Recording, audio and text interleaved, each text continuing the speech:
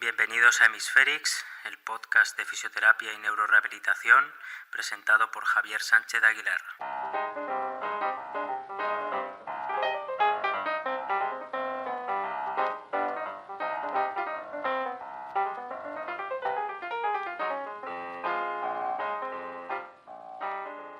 Estoy con Diego Martín Lasague. Él es terapeuta ocupacional especializado en rehabilitación de la mano, de la extremidad superior en general, con experiencia en lesiones traumáticas, neurológicas y ortopédicas. Además, está formado en técnicas ortoprotésicas y en la movilización instrumental de tejidos blandos. Es miembro de la AETEMA, que es la Asociación Española de Terapeutas de Mano.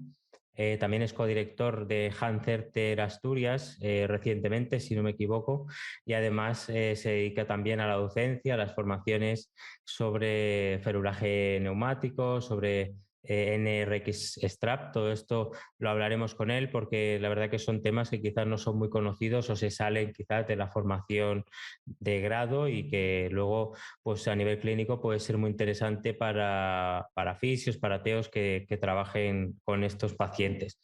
Le he invitado al podcast para que nos cuente un poco su experiencia con la rehabilitación de miembro superior, sobre todo la parte estructural, ¿no? que es algo que está ahí, ¿no? Que siempre vivimos como distintos paradigmas en los que al principio parecía que el déficit lo era todo o compensar era todo, luego el déficit, luego el auge de la actividad, luego la participación, ahora parece que tenemos que volver al déficit, ¿no? A lo estructural, vamos un poco a oleadas, ¿no? Entonces, pues bueno, siempre está bien destacar algunos aspectos y darle hincapié a ellos. Diego, sobre todo, es un profesional que da muchas muestras de su trabajo diario, lo cual no, a veces no es frecuente. Como siempre digo o se suele decir, hay mucha gente trabajando la sombra que lo hace bien. Lo que pasa es que pues, los demás no nos enteramos, ¿no? Y hasta que quizás no contactas con esas personas, no compartes espacio en cursos o algo así, pues no te das cuenta de que están haciendo cosas muy buenas. Pero aparte de eso, pues hay personas como Diego que comparten mucho a través de las redes sociales y yo creo que es inspiración para muchos terapeutas como yo que disfrutamos con su creatividad a la hora de plantear ejercicios y que parece que la creatividad se ha terminado, que no hay más para hacer y de repente pues viene alguien que te da no sé, un poco de frescor y, y te hace combinar cosas que quizás no te habías dado cuenta, ¿no? Le preguntaremos a Diego luego por su creatividad porque yo creo que es para investigar también. Así que nada, es un placer que estés hoy aquí, Diego. Bienvenido. Pues nada, muchas gracias.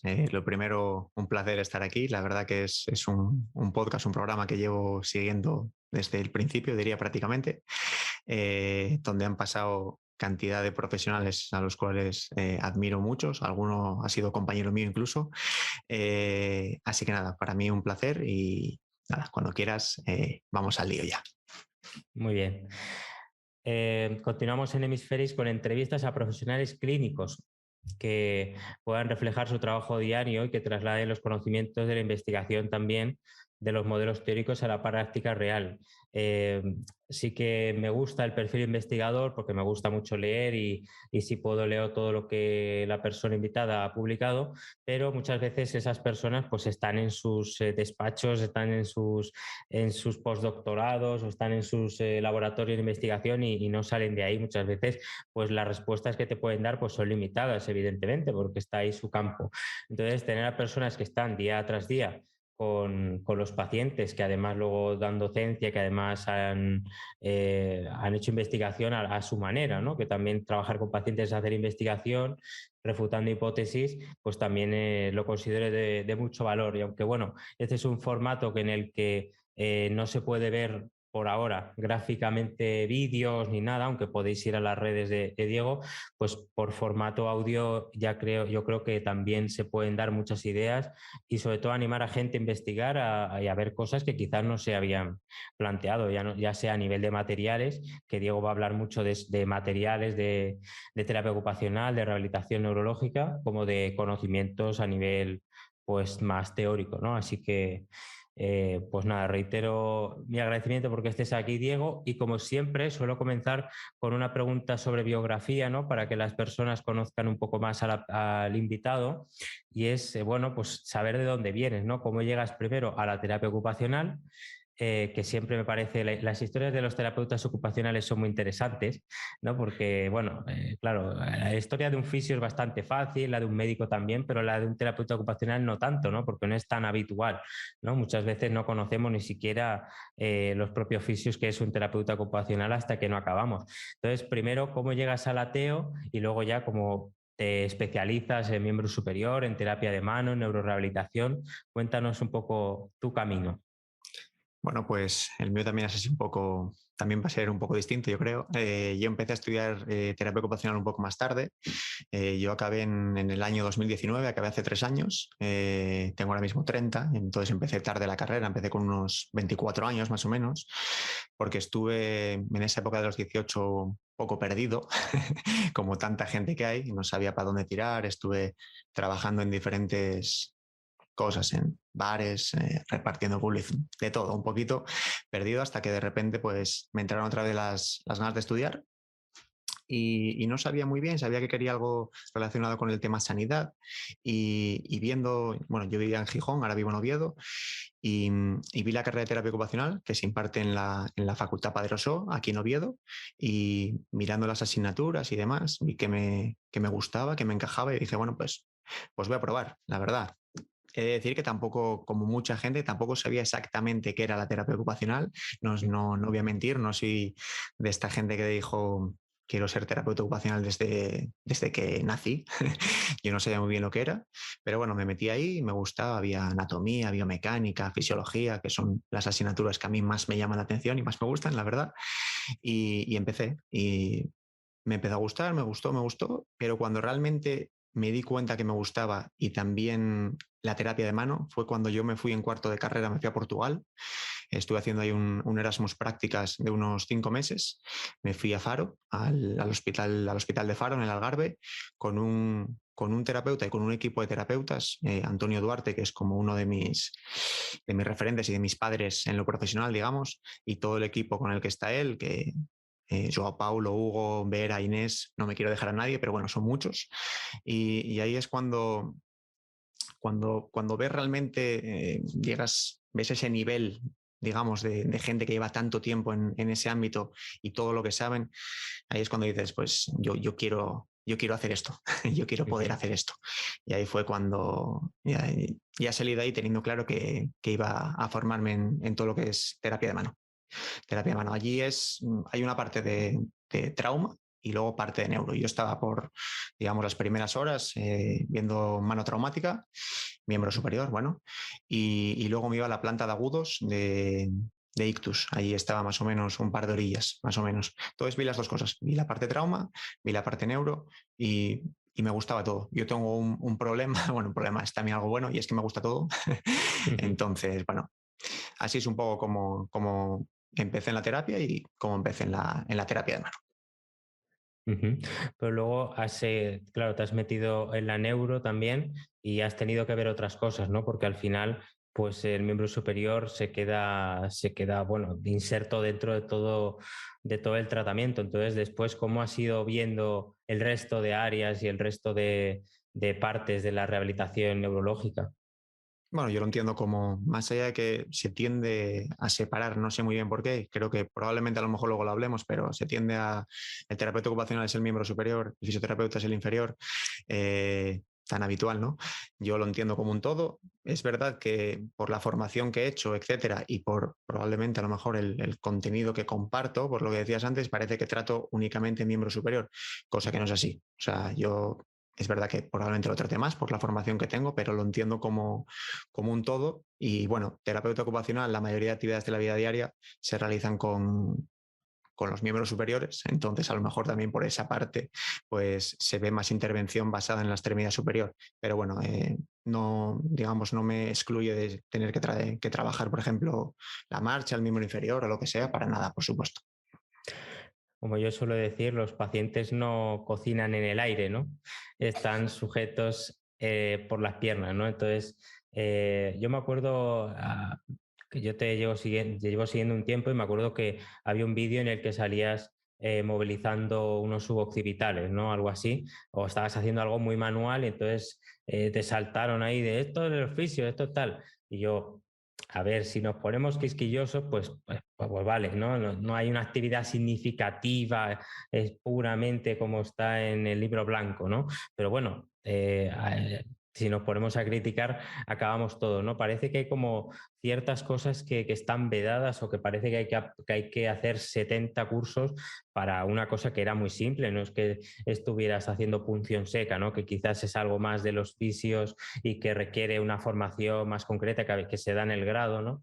Y demás, pero eso es como una anécdota que nos lleva a ese tema de cuánto se disocia el paciente por el miembro superior para el TEO y la pierna para el terapeuta, ¿no? Y te quería preguntar, a colación también del paradigma de neurorehabilitación, de cuando estudiaste, si llegaste a ver este tipo de paradigmas muy focalizados, si viviste el paradigma pues, más Bobat, si ya viste un paradigma más distinto, ¿no? Cuéntame un poco qué visión tenías cuando acabaste de la carrera y cómo ha sido variando o no ese paradigma.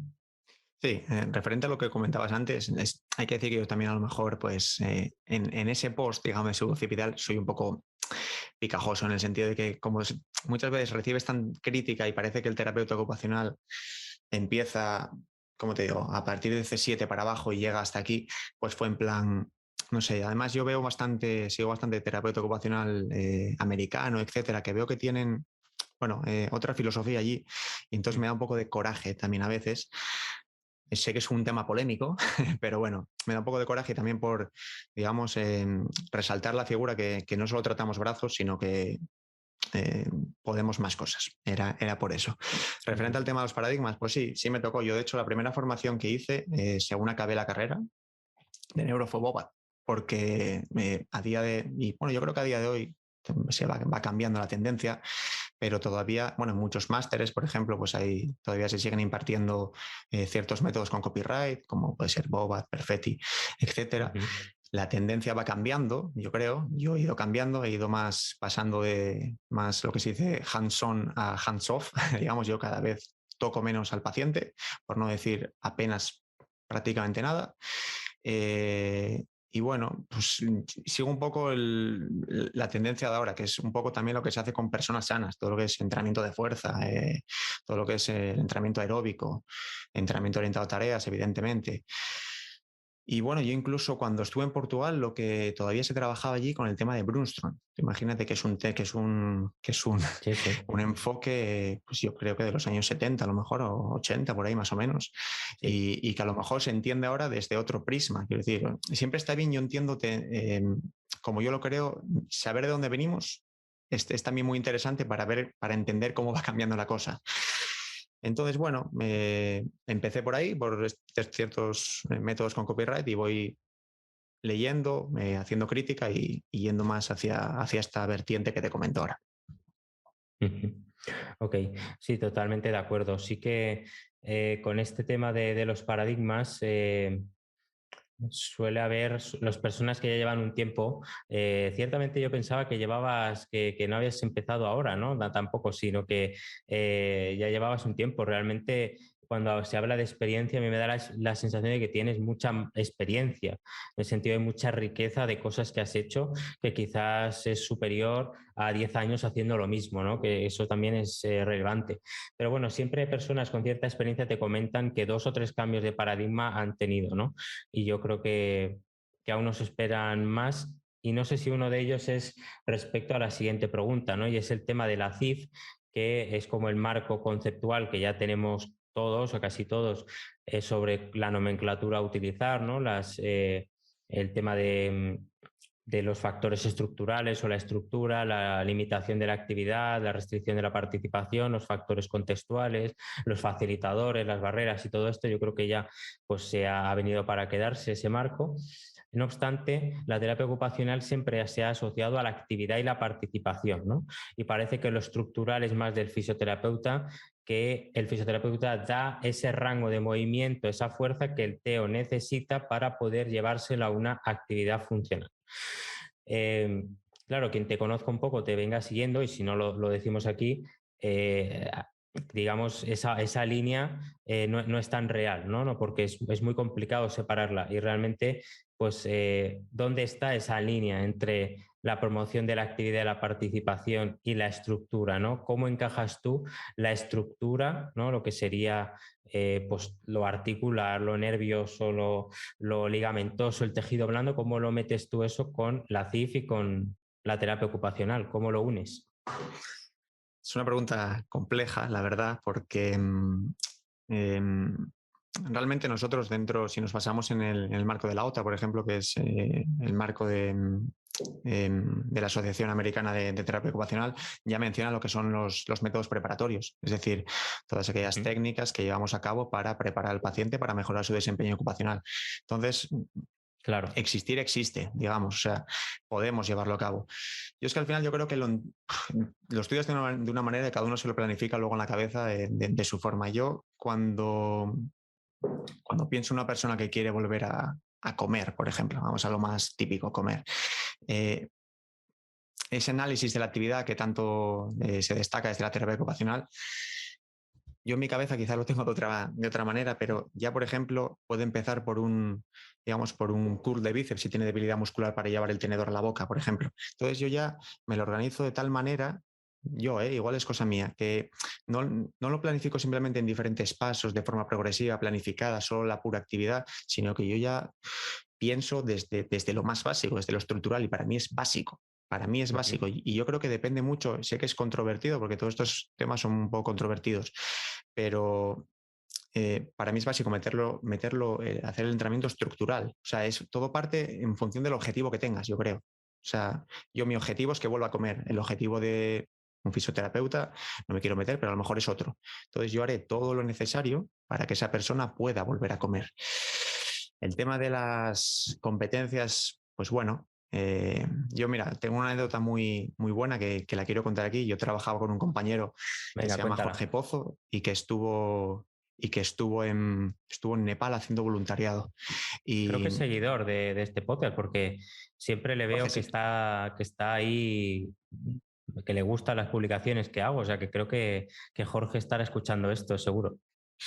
Y comentaba que él cuando fue allí, estuvo en Nepal, comentaba el tema, bueno, cómo estaba la cosa aquí y tal, lo que le decían era, os buscáis demasiados problemas entre vosotros. Aquí lo que queremos es que la persona que venga sepa hacerlo y lo haga de la mejor forma posible. Yo entiendo que tiene que haber competencias, porque si no esto es la selva y cada uno hace lo que le dé la gana, pero en cierta medida también comparto eso bastante. Es decir, yo si una persona está formada y sabe hacer muy bien una determinada algo, digamos, que lo haga. Es decir, yo no defiendo colectivos, sino que defiendo personas. Prefiero decirlo así. Es decir, yo no me pongo la bandera de la terapia ocupacional y hay que fomentar. No, tú sabes hacer esto, lo haces bien, hazlo. Tú sabes hacer esto, lo haces bien, hazlo. Antes también la mirada de la fisioterapia era más biomecanicista, digamos, y ahora también va más hacia la función. Cada vez nos solapamos más, pero es que incluso las formaciones es que son conjuntas, la gran mayoría, para fisioterapeutas y terapeutas. Entonces es un tema controvertido que no tengo una respuesta clara, creo que mido el tema, pero bueno, todo se enlaza con lo otro, digamos. Sí, quizás cuando se habla de la formación básica, pues yo no sé si en terapia ocupacional se enseña movilización neurodinámica, que siempre se habla de que es pues una de las técnicas puras, ¿no?, de la fisioterapia, ¿no? Pero bueno, después tenemos otros aspectos como técnicas así muy o enfoques muy de terapia ocupacional, como es ahora no me saldrá, es como Jorge Alegre me va a matar, mi compañero, por esto, pero hay un enfoque que es muy de terapia ocupacional, que es, ahí no me acuerdo, perdón, pero que está creada por fisioterapeutas y que en los cursos hay fisioterapeutas. Yo creo que sí, siempre que haya un marco, digamos, de seguridad, ¿no? Por ejemplo, ahora estoy viendo que hay fisioterapeutas que aplican la estimulación magnética transcraneal. Pues, ¿es un agente físico? Sí, lo es, ¿no? Se aplica magnetoterapia en otros sitios. Lo que pasa es que sí que es una zona complicada que requiere una formación específica y, a ser posible, digamos, controlada por un facultativo médico, ¿no? Pues ya está, ¿no? Pero luego tienes que saber hacer. Entonces, yo creo que con otras cosas que se hacen, pues no hay que alarmarse tanto. Pero, pues como también se habla de las plazas de los hospitales y qué rol tiene, ¿no? Y yo a veces pienso, si en la terapia de mano tú y yo sabemos movilizar, ¿a quién contrata? ¿No? Al Ya, sí, fisio o sí. al terapeuta ocupacional. Y claro, los fisios estamos mal, pero los teos estáis peor en la sanidad pública, ¿no? Entonces, ahí es donde yo creo que surgen más esos dilemas, donde los colegios también se ponen bastante firmes y donde hay esas diatribas. Sí, completamente de acuerdo. Claro, yo pienso más en el ámbito privado, que es donde yo trabajo, y al final, pues se solapa muchas veces, bueno, se solapa en cierta medida el trabajo del fisio y del TO, pero sí, por lo que comentas, ahí estoy completamente de acuerdo. No lo pienso muchas veces desde ese prisma porque no me toca, digamos. Entonces, yo siempre desde que he salido he trabajado en clínica privada, siempre. Entonces, Okay. es diferente. Ok, últimamente, en los últimos años, se ha avanzado en las formas de comprender la rehabilitación de miembro superior, aunque al mismo tiempo parece que aumentan los quebraderos de cabeza, ¿no? Porque parece que, bueno, que la rehabilitación del miembro inferior y la marcha, pues más o menos va tirando, pero en el caso de la neuro del miembro superior siempre nos atascamos, ¿no? Y salvo que tengamos un paciente con unos factores pronósticos buenísimos, que va como un tiro, nos cuesta, ¿no? Entonces, por eso hay tantas revisiones ahora, tantos libros que salen sobre marcos teóricos de cómo comprender el miembro superior. Y hace poco leí un artículo que creo que lo resumí aquí, que hablaba de los primitivos funcionales, ¿no? Como la partición de los movimientos del miembro superior en primitivos, como el alcance, la reposición, el transporte, la estabilización, el reposo, pues parece que ayudan a no pensar en recuperar el brazo como lo máximo es la disociación de dedos y lo mínimo es que sujete el hombro, ¿no? Sino que, claro, hay todo una amalgama de primitivos y de luego actividades relacionadas con esos primitivos que es tremendo. Entonces te quería preguntar por si de manera implícita o explícita tienes tú algún marco teórico para guiar tu tratamiento. Entiendo que de fondo está pues, los modelos de terapia ocupacional, de la ocupación, que es muy potente de hecho, y la CIF, pero si hablamos de miembro superior, ¿tienes así algún marco más específico de trabajo? Imagino que también respecto a las herramientas, ¿no?, que utilizas. Pues yo la verdad es que así de forma específica, yo siempre me baso evidentemente en el modelo de ocupación humana, pero porque tampoco, lo que hablamos un poco antes, por no separar el miembro superior, digamos, del conjunto. O sea, al final yo me baso en el modelo de ocupación humana, que, bueno, dicho así de forma general, pues trata de proporcionar o facilitar, digamos, un cambio en la persona, adecuándose a las circunstancias y al contexto de cada uno. Y luego el modelo canadiense de desempeño ocupacional. No utilizo uno, digamos, nunca lo he ni pensado, la verdad, en el sentido de miembro superior. Siempre intento ver a la persona de forma holística, pensar en, por un lado, la persona, otro lado, el medio ambiente y otro lado, la ocupación. Y entenderlo como todo uno. Y al final intentar llegar al pico de la CIF, como tú dices, que es esa participación y que no siempre se llega. Y aquí sí que hay que echar piedras, digamos, un poco encima de los terapeutas, porque a pesar de ser los profesionales que más tenemos que, digamos, que fomentar y que trabajar esa participación, muchas veces mejorías a nivel estructural y funcional no siempre se traducen en mejorías a nivel de participación. Y eso es para mirárselo, en el sentido de que, bueno, en el mundo de la neuro ya sabemos que no es lo mismo poder hacerlo que llevarlo a cabo. Es decir, una persona puede poder llevar el alimento a la boca que luego llega a la casa y si se lo lleva el familiar, pues no sirve de nada. Entonces sí que hay algo y un poco de autocrítica en el sentido de que tenemos que ahondar más en llegar a ese pico de la pirámide de la CIF, que es la participación. Pero modelos como tal para el miembro superior, la verdad es que no te sabría decir, no te sabría decir ninguno. Me baso en el modelo canadiense de desempeño ocupacional y modelo de ocupación humana como de fondo, digamos, para la persona en su conjunto. Ok. Claro, uno de los goles estándar a nivel terapéutico actualmente es el entrenamiento orientado a tareas, que parece como una categoría ambigua, ¿no? Donde cabe todo, como la palabra funcional o neuroplasticidad, que ahora todo fomenta la neuroplasticidad y todo es funcional, ¿no? Entonces, hay categorías que está bien que se ponga de moda, pero la doble cara es que se generan, hay ambigüedades, ¿no? Te quería preguntar por qué peso, si es que se puede cuantificar, que no lo creo, qué peso tienen los elementos estructural de actividad y participación dentro de la rehabilitación del miembro superior o centrada en el miembro superior, aunque no esté solo circunscrita a eso, porque esto es un todo, pero en tu día a día, digamos, de los pacientes que tú ves, ¿cuánto peso crees que tienen cada elemento?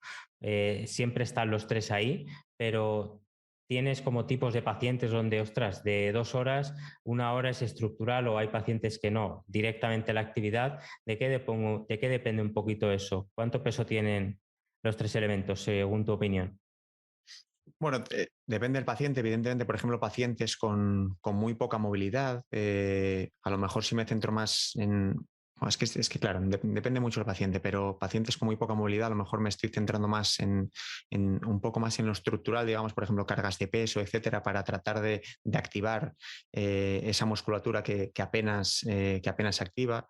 Luego, claro, pacientes leves, por ejemplo, me voy directamente a la actividad.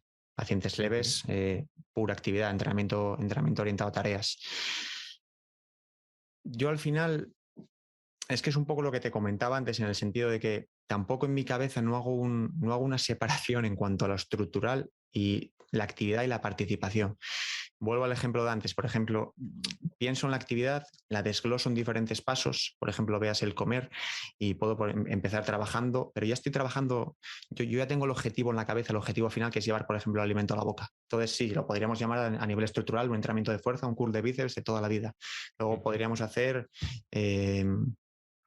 por ejemplo, si tuviese que, yo que sé, que llevarse, que ir a atarse, es que estoy pensando en una paciente, ir a atarse el sujetador por detrás o lo que sea, podríamos hacer un trabajo a nivel neurodinámico del radial para favorecer ese movimiento de que llegue a atar.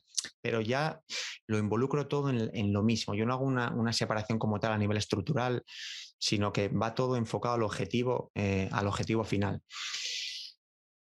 Cuando hago un programa de intervención con un paciente que viene muchas horas, también depende de las horas que venga el paciente, evidentemente, claro. Si está haciendo un tratamiento intensivo de unas 25 horas semanales, sí que ahí es verdad que lo distribuimos un poco más claro, digamos, en el sentido, por un lado, hacemos un programa en el cual hacemos un entrenamiento de fuerza al uso, un entrenamiento de resistencia aeróbica, un entrenamiento orientado a tareas y, si se puede, siempre es lo idóneo, ir al domicilio de la persona y hacer un trabajo allí propio en el entorno de la persona. Así es un poco como yo estoy acostumbrado a dividir la intervención de los pacientes. Pero ya te digo, va todo correlacionado, me cuesta dividirlo un poquito. Ok, sí, en realidad, en cierto modo es bueno tenerlo implícito, ¿no? Lo que pasa que implícitamente siempre hay modelos y siempre hay más relevancia de algunos aspectos que otros. Sí que, claro, si tienes la posibilidad de muchas más horas de tratamiento, más equipo, pues todo esto se magnifica. Pero imaginemos, te pongo la tesitura de que tienes 1 hora, tú solo, no hay fisio, tienes 1 hora para, por ejemplo, un paciente con afectación moderada que le cuesta el alcance, que tiene cierta cocontracción y esa persona quiere, por ejemplo, abrir las puertas, ¿no? Entonces tienes 1 hora, 45 minutos. Ahí imagino que las tuercas se aprietan y tienes que exprimirte un poco más para ver cómo en ese tiempo tú le das relevancia a los tres aspectos, ¿no? Y yo, entrenamiento... Mira, lo que haría ahí, si tuviesen tiempos tan reducidos, entrenamiento orientado a tareas directamente, digamos, es decir, a trabajar sobre la propia actividad y, a lo mejor, si acaso, pues utilizar lastres, etcétera, para de forma indirecta también estar trabajando todo aquel componente, por ejemplo, de fuerza. Si le cuesta elevar el brazo para ir a la manilla de la puerta, trabajaría directamente sobre esa actividad, pero añadiendo ciertos componentes como es, por ejemplo, este entrenamiento de fuerza. Sí, lo haría sobre la propia actividad. Cuando tengo tan poco tiempo, voy directamente sobre la actividad. Si esa es la pregunta, claramente voy directamente sobre la actividad. Sí, que bueno, luego está el paciente, siempre aquí hablamos en idóneo, pero hay muchos pacientes que luego el tema de la actividad también hay que intentar vendérselo de la mejor manera posible porque no a todo el mundo le gusta trabajar sobre la actividad. Pero bueno, hay que intentar siempre ir hacia ello. Pero bueno, muchas veces hay ciertas personas que son un poco reticentes. Así es. Vale, pues si entramos un poquito ya en terapia de mano, que sería un poco tu campo quizás de más especialización junto con el tema ortoprotésico. Claro, quizás hay gente que no conoce la terapia de mano o lo circunscribe a lo lógico, ¿no? Terapia en la mano, ¿no? Pero si nos puedes definir o contar un poco, describir en qué consiste la terapia de mano y cuál es su aplicación en neurología, ¿no? Porque la terapia de mano, una vez que te metes, ves que abarca un montón de cosas y hay una asociación, hay formación y realmente hay mucha asociación con los cirujanos, ¿no? Que quizás hay gente que luego se asombra. Creo que es un tratamiento muy agradecido. La combinación entre los terapeutas y los cirujanos creo que es tremendo, por los casos que yo he visto un poco por fuera. Así que cuéntanos un poquito en qué consiste la terapia de mano. Bueno, la terapia de mano, dicho de forma general, se encarga de la rehabilitación de todas aquellas patologías o lesiones referentes a la extremidad superior, yendo desde el hombro hasta la punta de los dedos, básicamente. Engloba cantidad de patologías, desde patología neurológica, traumática, infecciosa, oncológica, degenerativa, etcétera. Es un campo que parece muy específico, pero es súper amplio, es súper amplio. Lo que comentas del tema del trabajo conjunto con los cirujanos es lo idóneo, desde luego. Ese vínculo cirujano-terapeuta de mano, claro, estoy hablando un poquito más del apartado ya más tema trauma, no tanto neuro, pero sí, lo idóneo es que sea así. Muchas veces cuesta un poco, sobre todo porque tampoco hay cirujanos, tantos cirujanos de mano, digamos. Por ejemplo, donde yo vivo es un poco más complicado, en Asturias, pero sí, o sea, el poder, un paciente que ha sido operado y que no tener que esperar tanto tiempo, que muchas veces llegan a consulta ya cuando ya hay poco que hacer realmente, sino que te lleguen al día siguiente o a la semana, pues eso es lo idóneo. En cuanto al tema de la neuro, pues es un tema, sobre todo la terapia de mano está más desarrollada en cuanto al tema traumatológico, sobre todo. Cuando hablamos de terapia de mano, en las formaciones de terapia de mano, por ejemplo, que hay en la Universidad Rey Juan Carlos o en la SAI, etcétera, está muy enfocadas al tema trauma. Tema neuro es un capítulo chiquitito que engloba pues un poco pues CIMT o diferentes técnicas de intervención, pero muy escasas, de terapia por observación de acción, etcétera. Y la verdad es que, digamos que terapeutas de mano enfocados en la neuro como tal, o sea, que se identifique, por ejemplo, está Miguel Blasco, que no sé si estás al tanto de quién es, pues es un referente también en todo el tema de nuevas tecnologías, etcétera, pero realmente terapia de mano en la neuro se conoce bastante poco. Es que tampoco es difícil al final hablar de neuro y terapia de mano. Es que yo, más allá de que me centro mucho en el miembro superior, ya te digo, lo veo como un conjunto. Luego trabajo mucho el miembro superior, sí, pero separarlo tampoco es lo ideal, yo creo. Pero bueno, eso es un poco la terapia de mano así de forma general. Claro, ahora me sorprende porque yo realmente tenía la idea de que la terapia de mano se enfocaba a lo estructural, ¿no? Que lo que se aprendía en terapia de mano era meramente lo estructural, pues las técnicas de la tabla canadiense, del MAPS, todas las movilizaciones articulares, cómo es el manejo cicatricial, todo eso, ¿no? O sea, yo realmente me asombro porque yo que estudio anatomía y todo eso, jamás he visto un nivel de especificidad tan grande como cuando se habla de la movilización de la línea del trapecio, o sea, me parece heavy, pero es que luego se consiguen unas mejoras tremendas y siempre se ven estas imágenes de manos con unas cicatrices tremendas y se hace cosas, vamos, preciosas, ¿no? Pero sí que es verdad que parece que la neuro todavía es un aspecto creciente o todavía naciente. Y claro, tampoco se sabe hasta qué punto es tan relevante, ¿no? Porque hay muchos más problemas que simplemente pues, una fractura o una herida abierta, etcétera, ¿no?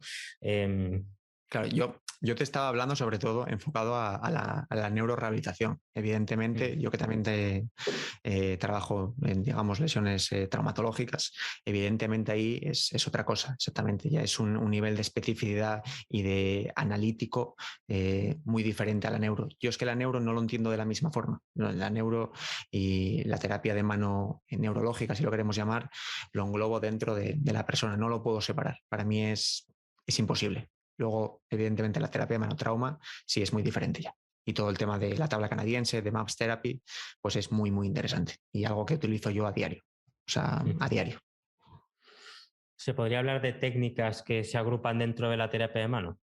Sí, dentro de la terapia de mano, pues está, pues por un lado, cuando te formas en terapia de mano, te forman en terapia manual, te digo de forma general, no solo en neuro, te voy a hablar en general, drenaje linfático, tratamiento de cicatriz, vendajes funcionales, vendajes, reeducación sensorial, todo lo que es ferulaje y ortésica, prótesis, luego todo más en el mundo de la neuro, CIMT, terapia de espejo, que bueno, es para todo, digamos, aplicación incluso de agentes físicos como puede ser la electroestimulación, muchísimos, muchísimos. Luego lo que apliques en el mundo de la neuro, pues eso ya cada uno, pero bueno, es amplio, es muy amplio, la verdad. Ok. Vale, pues si entramos un poquito en el mundo de la neuro, ya aparcamos un poco la trauma, que siempre está ahí, ¿no? No se puede separar, como también decía David, ¿no? En su entrevista, la separación entre músculo esquelética y trauma, pues no es tanto como se piensa, ¿no?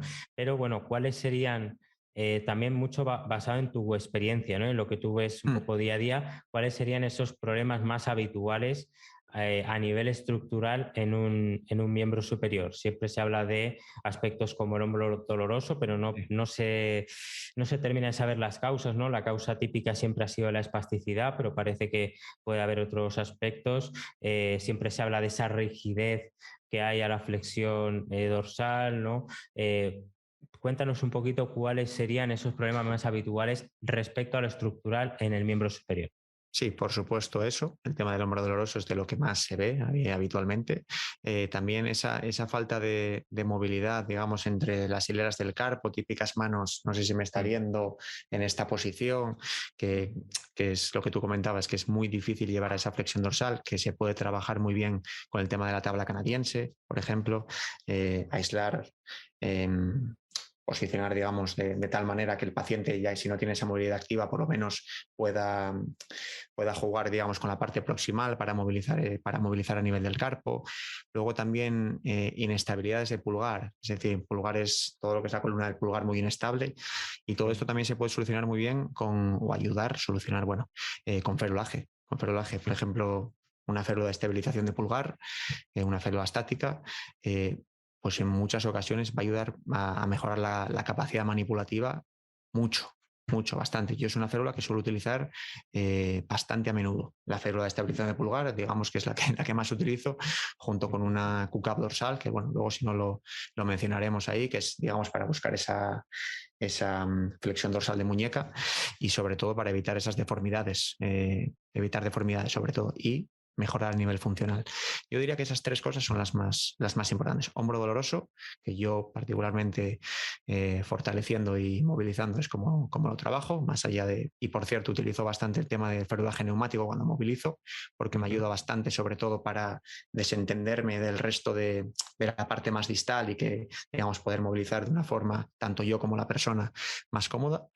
El tema de esa mala movilidad a nivel del carpo, y luego por otro lado esa inestabilidad a nivel de la columna del pulgar. Digamos que son las tres más habituales que yo veo. Luego hay un tema controvertido que esto trasciende a la neuro, que es el tema de la estabilidad escapular, ¿no?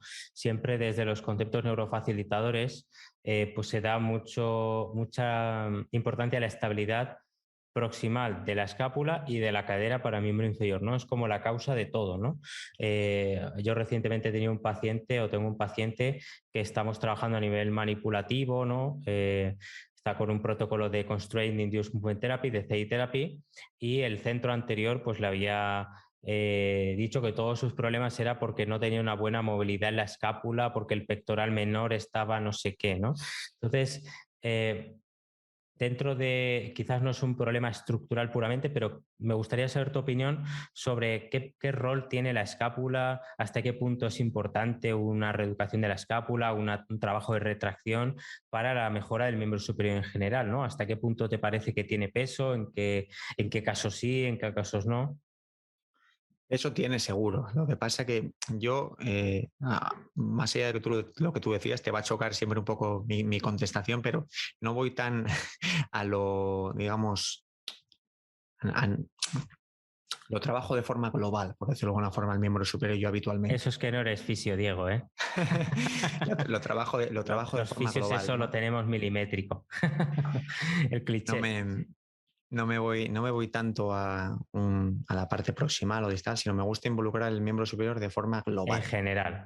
en general. Hacer actividades globales, siempre, Que globales, siempre. indirectamente tendrán su influencia en ese aspecto, Evidentemente, ¿no? evidentemente. O sea, lo tengo Claro. clarísimo eso. Sí, sí, sí. Es que es una contestación simple, pero es así. Ejercicios globales que involucren todo el miembro superior. No me centro. Luego hay pacientes que te lo piden, ¿eh? O sea, que pacientes que vienen, y yo he tenido, tú seguro que has tenido, que noto que tengo la escápula pegada, como anquilosada, entonces, bueno, pues ahí tienes que ir un poquitín más también, a lo mejor más específico, pero a mí me gusta trabajarlo de forma general, de forma global, el miembro superior. Y respecto al hombro doloroso que lo comentabas, ¿qué aspectos o qué herramientas te han sido útiles? Comentabas el ferulaje neumático, que imagino para trabajar en cadena cerrada, pues para el tema de estabilización, pues te quita como problemas a nivel más distal y te puedes concentrar más a ese nivel, porque claro, a veces el hombro doloroso es muy puñetero, ¿no? Y se cronifica y realmente puede limitar toda la rehabilitación en general, ¿no? Incluso de otros aspectos como la marcha o o el equilibrio o otras, ¿no? Entonces, ¿cuál es tu experiencia con el hombro doloroso? ¿Tienes algunas tanto formas de disminuir el dolor como formas activas de trabajar?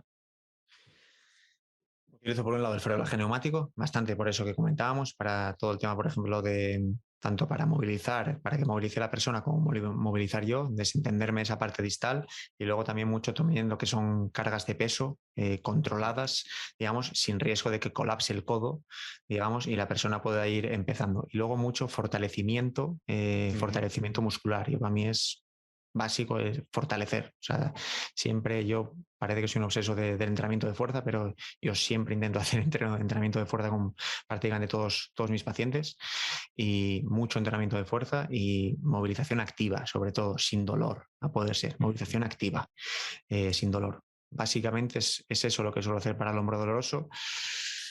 Es verdad que da mucha guerra, pero bueno, yo lo que como me ha servido es así, es haciendo eso, movilizando sin dolor, fortaleciendo y, y para adelante. Y también entender, no acostumbrarse al dolor, pero no, digamos, darle más importancia de la que tiene. O sea, Ok. que el paciente también entienda bueno, no que tiene que doler, pero que tampoco, no darle más importancia a la que tiene, como digo, básicamente. Ujú. ¿Y qué tal las actividades bilaterales? Porque, por ejemplo, hay brazos que están muy afectados, pero que a través del uso de actividades bilaterales, como puede ser un aro de pilates, en los que pues, puedes, por ejemplo, caminar sujetando ese aro, parece que ya tienes algo más de estabilización activa y que si lo haces de manera continuada, yo trabajando lo he encontrado bastante útil, ¿no? Entonces, a veces decimos, joder, es que no puede mover el brazo, es que cómo voy a... Claro, pero hay que buscar formas en las que haya algún tipo de estabilización proximal que empiece a fortalecer y que rompa este círculo vicioso, porque cuántas veces hemos tenido algún tipo de lesión, hemos tenido que estar inmovilizados, yo en particular la muñeca he tenido dolor por inmovilización y al final también tenemos ese tipo de dolor, ¿no? Yo no sé hasta qué punto la espasticidad en el pectoral mayor es la causa del hombro doloroso o si es el dolor neuropático, pero lo que sí sé es que cuando aumenta la movilización y el fortalecimiento suele ir mucho mejor. Yo lo que suelo hacer mucho si son actividades bimanuales también, por ejemplo, press de banca, también suponte, todo esto con pesos controlados. Al final que el paciente pierda ese miedo a mover, sobre todo. Incluso desgravitar, por ejemplo, desgravitar al miembro superior, si disponemos Claro. de algún dispositivo, e intentar que empiece a movilizar, si puede ser metiendo una actividad, o sea, no movilidad al uso, sino en alguna actividad. Desgravitar también viene muy bien, pero sí, entrenamiento bimanual, por ejemplo, press de banca, todo aquello que se nos ocurra, digamos, primero en decúbito supino, luego de pie, caminando como tú comentabas. Sí, pero el desgravitar también me parece muy interesante. Ahí lo dejo porque a mí me viene muy bien. En una clínica en la que yo estuve antes de neurofunción había grúa y tendía yo bastante a desgravitar el miembro superior y que la persona pues empiece a mover y a perder el miedo. Claro. Al final hay ciertas claves en el miembro superior que yo veo que se van repitiendo dentro de mi corta experiencia, que es la ayuda del soporte de peso, de la carga de peso, de las actividades bimanuales. Hay como ciertas constantes que son muy útiles, ¿no? Y dentro de las técnicas luego específicas y de ejercicios específicos son como constantes, ¿no? Que yo voy viendo, la verdad. Sí. Y justamente que hablabas de la carga de peso, te quería preguntar un poquito más concretamente sobre ello, sobre el trabajo en cadena cinética cerrada. Me gustaría preguntarte por qué papel le ves a la carga de peso en el miembro superior, tanto a nivel estructural como a nivel funcional. ¿Por qué es tan importante en el entrenamiento de carga de peso con el propio cuerpo? Bueno, yo lo utilizo sobre todo no lo utilizo mucho, pero lo utilizo muchas veces en fases más tempranas, digamos. Lo utilizo mucho, parece que solo hablo de ello, pero con ferulaje neumático, que nos permite controlar el codo, evitar ese colapso en flexión, ir poco a poco retirando aire y que sea la persona la que vaya contrayendo más de forma voluntaria. Lo utilizo también, por ejemplo, también a nivel cuando personas con déficit sensitivo, por ejemplo, la carga de peso la utilizo bastante a alta intensidad, digamos. Esto es algo que hablaba con David Aso, que estuvo por aquí, que era mi compañero. Esa necesidad también muchas veces de, como comentaba él, no tiene evidencia como tal, pero de esa bomba a nivel propioceptivo, digamos, que te aporta esa carga de peso. Yo, por ejemplo, lo probé con una paciente que tenía un déficit sensitivo muy, muy importante. Estuve haciendo mucho plancha isométrica, digamos, no de rodillas, sino incluso también sobre un balón sí, el típico balón de bobat, etcétera.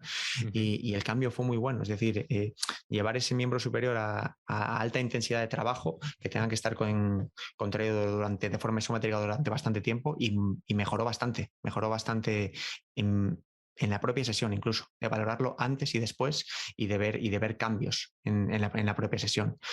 Y luego nada, fundamentalmente para eso, en fases tempranas, para trabajar a nivel sensitivo y bueno, luego evidentemente a nivel funcional es que es súper importante, desde personas que caen al suelo, por ejemplo, y tienen que levantarse del suelo, para levantarse del sofá, para levantarse de la cama, que parece una tontería, pero cuántas veces, por lo menos a mí me ha pasado, de estar el paciente echado en la camilla, tener que levantarse y quedarse a medio porque no se puede apoyar con el otro brazo en vez de apoyarse aquí y girar para levantarse.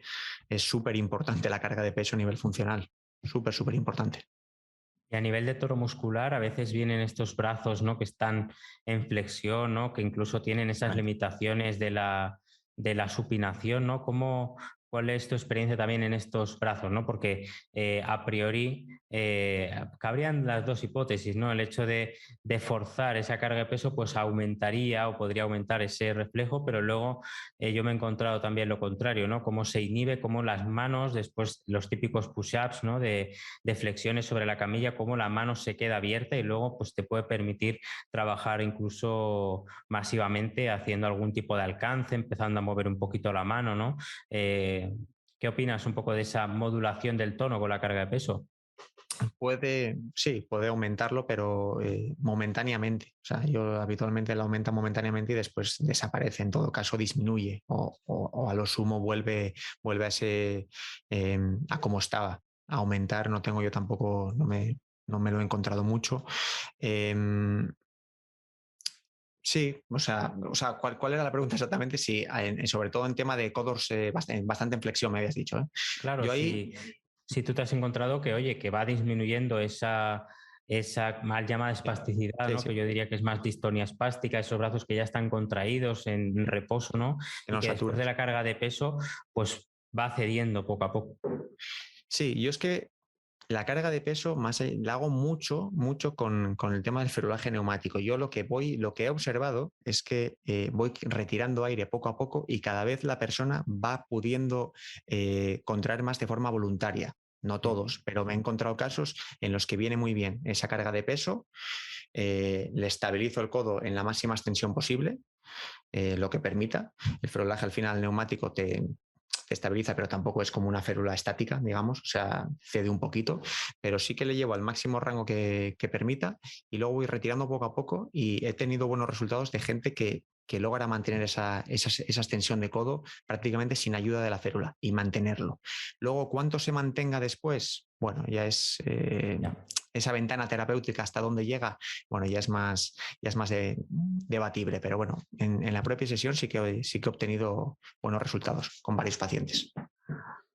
Me da la impresión de que el ferulaje neumático es a lo que el soporte de peso en cadena abierta, ¿no? Como es el Armeo Spring o todos esos soportes, pero en la cadena cerrada, ¿no? Es una especie de soporte de peso en cadena cerrada, quizás para pacientes que sí que hay pacientes que los pones y parece que a priori no van a cargar, pero cargan, pero luego hay pacientes muy, muy afectados que o estás tú con la mano sujetando todo el brazo o no pueden, ¿no? Colapsan.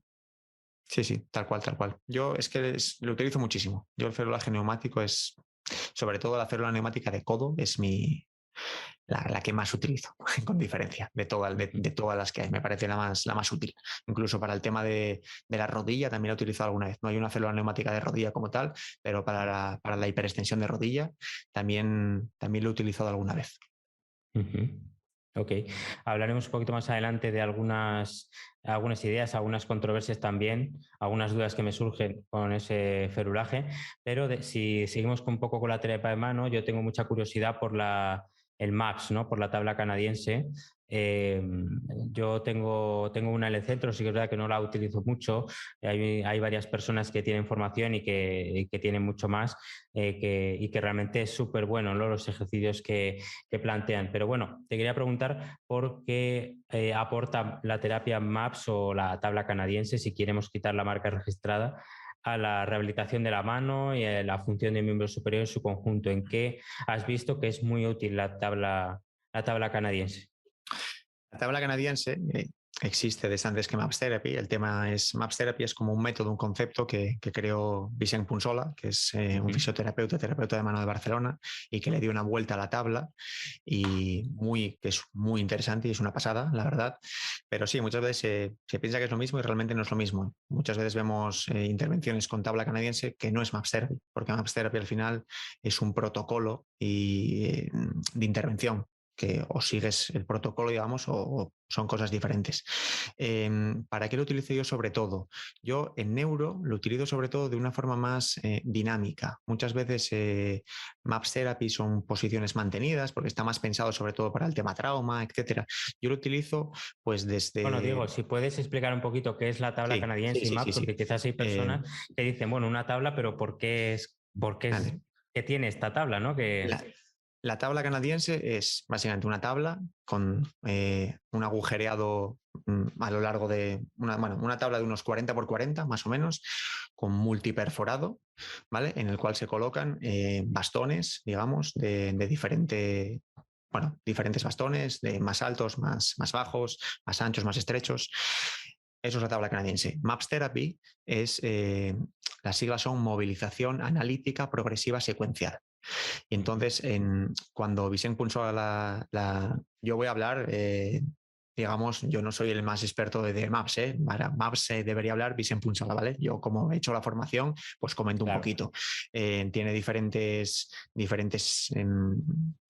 digamos, bastones. Por ejemplo, tiene bastones, uno muy interesante que yo utilizo mucho es ese bastón que tiene agujeros transversales y que permite colocar, digamos, sí, exactamente, bastones en horizontal, luego tiene bastones oblicuos, etcétera. Bueno, básicamente lo que trata gomas, es de ¿no? ¿Cómo? También tiene gomitas, ¿no? Diferentes gomas, diferentes neoprenos, etcétera. Y trata de movilizar, como bien dice, de forma analítica, para movilizar estructuras de forma muy analítica, más bien pensado para trauma, de forma progresiva y de forma secuencial. ¿Cómo lo utilizo yo en el mundo de la neuro? De una forma más dinámica. O sea, lo utilizo más, por ejemplo, el típico ejercicio que conocemos todos los terapeutas de mano de la moto, ¿vale? Que es colocar básicamente este fulcro, digamos, que tiene agujeros transversales para que el paciente pueda hacer ejercicios de flexoextensión de muñeca, pero también lo utilizo incluso, y por seguir un poco con el tema de, por ejemplo, una persona que quiere volver a comer. Pues si tú imagínate que le cuesta mucho el trabajo, estoy pensando en una paciente, de la pronación a la hora de coger el cubierto y de tener que ir a pinchar. Pues yo puedo utilizar todos esos artilugios, digamos, dispositivos que tiene MAPS Therapy en este caso, e ir colocando bastones transversales para que la persona con un cono, suponte, pues vaya a meter a diferentes puntos. Entonces ya estamos trabajando todos esos gestos que se utilizan a la hora de ir a pinchar el alimento, pues en una tabla canadiense. Se pueden hacer cantidad de ejercicios en una tabla canadiense. La cuestión es echarle tiempo, pensar y tener claro ese análisis de la actividad, digamos, para qué tenemos que hacer y cómo lo vamos a ir haciendo de forma progresiva para que sea más fácil para la persona. Yo la tabla canadiense en trauma, por supuesto, es un básico, y en neuro lo utilizo bastante, pero como tantas otras cosas, digamos. O sea, lo utilizo mucho, pero bueno, como tantas otras. Lo utilizo más en trauma que en neuro. A mí me ha sido muy útil, dentro de lo poco que lo he utilizado, movilizaciones en las que se mantiene el punto fijo, el punto distal fijo, ¿no? Como puede ser para movilizar una muñeca, pues claro, siempre se piensa en movilizar a través de los dedos y a nivel distal, ¿no? Pero claro, también puede ser muy útil dejar la parte distal y movilizar desde el antebrazo, ¿no? Y todo eso, pues MAPS Therapy lo permite si lo armas bien, ¿no? Entonces, me parece también que MAPS sirve para ir un poquito más allá en la movilización y darle cierta dote activo, ¿no? Que parecía que no era posible, que si no te la mueve el fisioterapeuta y raca, ¿no? Pues no era posible, ¿no? Y realmente se puede llevar incluso a lo funcional, lo cual es todavía más interesante. Incluso a nivel, por ejemplo, mezclar la tabla canadiense junto con neurodinamia, por ejemplo, mantener un punto fijo, digamos, yo, por ejemplo, imagínate el gesto este de pinchar, por ejemplo, yo empiezo a pensar en actividades, colocar, por ejemplo, el cubierto en la mano de la persona y colocarlo en la tabla canadiense fijado de tal manera en el cual sobre un asiento, digamos, móvil, pues el poder hacer movilizaciones neurodinámicas con un punto fijo en la mano mientras sujeta el tenedor, que muchas veces lo que ocurre es que cuando va a pinchar pierde la fuerza y se le cae el tenedor. Pues, por ejemplo, tener que mantener ese tenedor y se pueden hacer muchísimas cosas. Se pueden hacer muchísimas cosas con la tabla combinadas con otras cosas. Y esa va mi siguiente pregunta, ¿no? ¿Qué hay que desayunar para que tengamos la misma creatividad que tú en los ejercicios, Diego? ¿Qué hay que desayunar? ¿Cuál es un buen cachopo para desayunar como buen... No. ¿Dónde te sale esa creatividad? Para combinar, sobre todo. Mira, yo te diría que es un poco, tiene su parte buena y su parte mala, obsesión un poco, en el sentido de que desconecto poco del trabajo, en el sentido salgo y tengo un paciente y llego a casa y pienso qué puedo hacer con él al siguiente día. Eso por un lado, tiene su parte buena y su parte mala. Y luego, pues, es que es difícil, es tener también compañeros, eso lo tengo que decir, de los cuales te nutres. Yo he tenido buenísimos compañeros siempre trabajando, a los cuales veo trabajar y voy como una esponja absorbiendo de todos ellos. Y luego, por otro lado, es que no sé ni cómo decirlo, saber a dónde quieres llegar y en tu cabeza... Claro, a lo mejor suena demasiado básico lo que voy a decir, pero secuenciar todo desde lo más básico hasta llegar ahí arriba. Entonces, luego conocer todos los materiales que tienes a disposición, que no siempre tener más materiales te va a hacer mejores actividades, lo quiero decir, evidentemente ayuda. Y conocer un poco los materiales que tienes, estar pensando más de la cuenta a lo mejor en tus pacientes. Y ese es un poco, la verdad. O sea, no... Y bueno, tampoco es que, oye, hay mucha gente que hace muy buenas actividades. Sí, sí.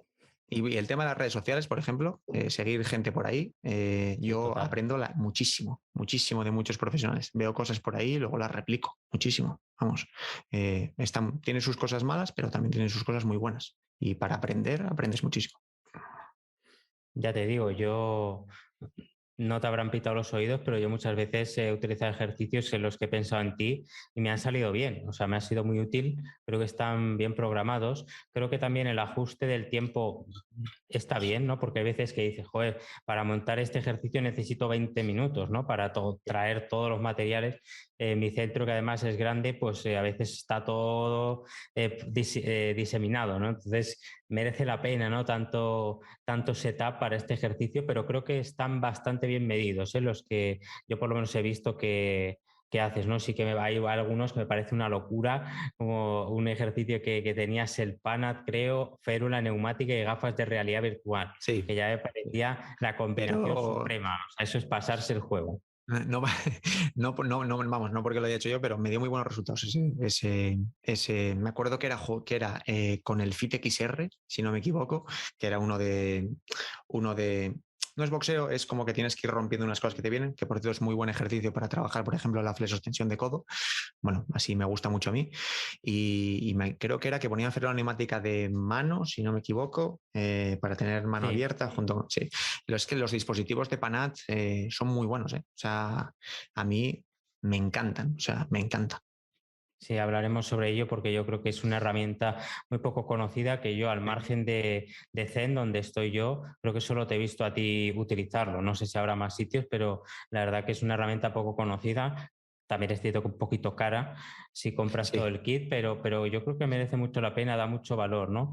Y yo creo que también la combinación de ejercicios tiene su razón de ser también en pacientes muy afectados, ¿no? Donde parece que no hay otra forma, que lo básico no tira y ahí es donde hay que tirar de creatividad, de más inputs, de más canales sensitivos, de más información y para poder empezar a sacar algo, ¿no? Una vez que el paciente saca algo ya puedes empezar a quitar cosas, ¿no? Por eso herramientas sí, como la férula neumática, que yo no sabía que podías ir quitando aire, pues bueno, es una forma de regular también y de que al final acabes sin ella, ¿no? exactamente. Sí, es el objetivo, realmente. Sí, Ok. sí. Vale, pues si seguimos un poquito con la movilización, después está la parte instrumental, ¿no? Que, que en fisioterapia, pues no sé ahora, pero tuvo mucha fama los ganchos, ¿no? De fibrolisis Sí. diacutánea. Parece que si no tenías los ganchos no eras nadie, ¿no? Que hacías el curso y y podías adquirirlos. Yo no llegué a hacer la formación, pero sí que los tuve y después los vendí porque no le daba tanta aplicación, ¿no? En su momento. Quizás también hay que tener más experiencia y más razonamiento clínico para saber utilizarlo. Pero bueno, cuéntame un poco en qué consiste esa movilización instrumental, qué instrumentos se pueden utilizar y qué razón de ser tiene, ¿no? Utilizar en vez de nuestras manos, pues una herramienta. Bueno, yo me he formado en Graston Technic, que es otro tipo de movilización instrumental de Estados Unidos. En el mundo de la neuro, como tal, he de decir que apenas no lo utilizo mucho. ¿Vale? Lo utilizo más en terapia de mano, pero más trauma. En el mundo de la neuro no lo utilizo mucho. Pero bueno, movilización instrumental, por un lado, y así lo dicen, pues para no estar todo el día con las manos, que también nos cansamos, pues se utiliza también instrumentos. Graston Technic, yo voy a hablar de Graston Technic porque es en lo que me he formado yo. En cross stage o fibrólisis cutánea no tengo formación. Uh -huh. Son seis instrumentos diferentes, cada uno numerado con un número, así hay diferentes, unos como un manillar, otros como si fuese un lápiz, etcétera. Y es para mejorar la movilidad de los tejidos blandos. ¿Para qué se utiliza o lo he utilizado yo bastante? Saliéndome del tema de la neuro, sobre todo para cicatrices, por ejemplo, para el tema del edema, etcétera, diferentes técnicas que se utilizan que le dan X nombres, como G-stroke, que es una técnica más para ligamento, el brushing, que es básicamente un cepillado, etcétera. Pero bueno, para el mundo de la neuro es que apenas lo he utilizado con los pacientes. Encima tiene muchas complicaciones secundarias y que muchas veces los pacientes neurológicos cumplen muchas de ellas. Entonces no se puede utilizar no con la gran mayoría, pero con una gran parte no se puede utilizar o no se debería, o hay que tener cautela por lo menos. Ujú. Pero hay veces que sí que hay edema, ¿no? En algunas manos, en algunos antebrazos y a veces los dedos pues no dan o se cansan rápido y no seguimos y quizás pueda ser interesante ese tipo de Yo, movilización, ¿no? Sí que a nivel trauma está más controlado, ¿no? Tenemos más mm, cercado todo. Hay movilidad normalmente que puedas utilizar, pero pensando sí, eso es así, verdad, sí. Sí, sí, porque para el edema yo muchas veces digo que lo mejor es mover, ¿no? Moviendo al final es como más se va a reducir el edema. Sí es verdad que en paciente neuro que no tiene tanta posibilidad de mover es más complicado, pero casi prefiero, mira que te digo, un vendaje compresivo, a lo mejor, ya. un Coban, casi lo prefiero antes que hacer movilización instrumental. Gastón técnica en Ujú. este caso. Prefiero colocar un Coban y creo que es mucho más útil que estar dando en realidad cuando lo otro es poner, se puede ir con ello a casa, si moviliza mejor todavía porque hace más fricción el vendaje y más le reducirá el edema y listo, la verdad. Ok. Vale, pues si pasamos al tema de las férulas, este es un tema tremendo. Yo cada vez que tengo más experiencia me encuentro con esa barrera, ¿no? Es una de las barreras que me encuentro, ¿no? La formación, la experiencia, el conocimiento en férulas, ¿no? Y te quería primero preguntar por si se puede ir más allá de los catálogos, ¿no? De las ortopedias habituales, porque muchas veces, no vamos a decir marcas, pero pues tienen sus catálogos, pero a nada que ya tienes un poco de experiencia y los pacientes también dicen, esto no termina de funcionar, ¿no? Sí, tengo esta férula de reposo, tengo esta tal, pero no termina de funcionar, ¿no? Entonces, mi primera pregunta así en general es, ¿se puede ir más allá de estos catálogos? ¿Hay más allá de estos catálogos de ortopedias generalistas? Por supuesto, si es que al final yo rara vez, por no decir nunca, recomiendo una férula de ortopedia porque habitualmente vas y te dan lo que sea para más allá de lo que tengas, ¿no?